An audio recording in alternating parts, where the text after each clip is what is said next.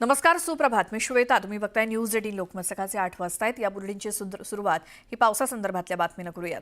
4 दिवसांच्या विश्रांतीनंतर मुंबई आणि परिसरात पुन्हा एकदा मुसळधार पाऊस पडतोय. पहाटेपासूनच पडणाऱ्या मुसळधार पावसामुळे शहराच्या काही भागात पाणी साचलंय.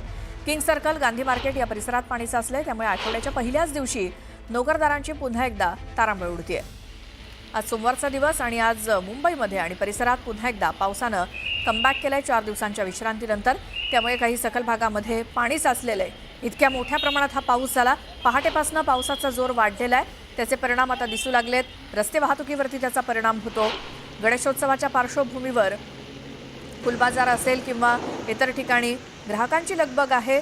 त्यातच हा मुसळधार पाऊस आणि अनेक ठिकाणी पाणी देखील साचल्याची बातमी येते. काही सखल भागात पाणी साचलं.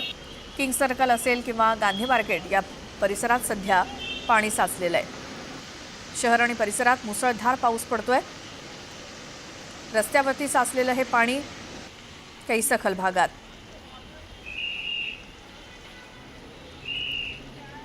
त्यामुळे आज आठवड्याच्या पहिल्या दिवशी नोकरदारांची चांगलीच तारांबळ उडतीये. घरातून बाहेर पडताना पूर्णपणे हा पाऊस मुसळधार कोसळतोय. त्यामुळे काहीशी रस्ते वाहतूक सुद्धा मंदावते.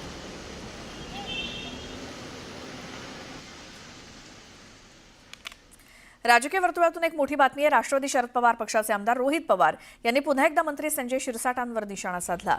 संजय शिरसाट यांच्या 5,000 कोटी रुपयांच्या कारनाम्याचे आणखी काही पुरावे पत्रकार परिषदेत उघड करणार असल्याचं ट्विट रोहित पवार यांनी केलंय. तसंच हे पुरावे सरकारला देखील देणार असल्याचं त्यांनी स्पष्ट केलं.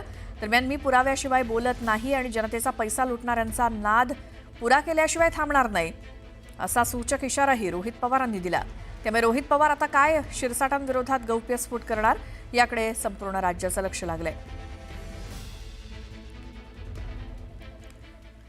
मुंबईमध्ये आज सकाळी 9 वाजता भाजपची एक महत्त्वाची बैठक होणार आहे. आगामी मुंबई महापालिका निवडणुकीच्या पार्श्वभूमीवर ही महत्त्वाची बैठक बोलावण्यात आली आहे. भाजपचे प्रदेशाध्यक्ष रवींद्र चव्हाण यांच्याकडनं या बैठकीचं आयोजन केलं गेलंय. मुंबई भाजप अध्यक्ष आशिष शेलार, मंत्री मंगलप्रभात लोढा आणि प्रवीण दरेकर यांच्यासोबतच जिल्हाध्यक्ष आणि महामंत्री या बैठकीला उपस्थित असतील. भाजप प्रदेश कार्यालयात होणाऱ्या बैठकीत आगामी निवडणुकीच्या रणनीतीवर चर्चा होण्याची शक्यता आहे.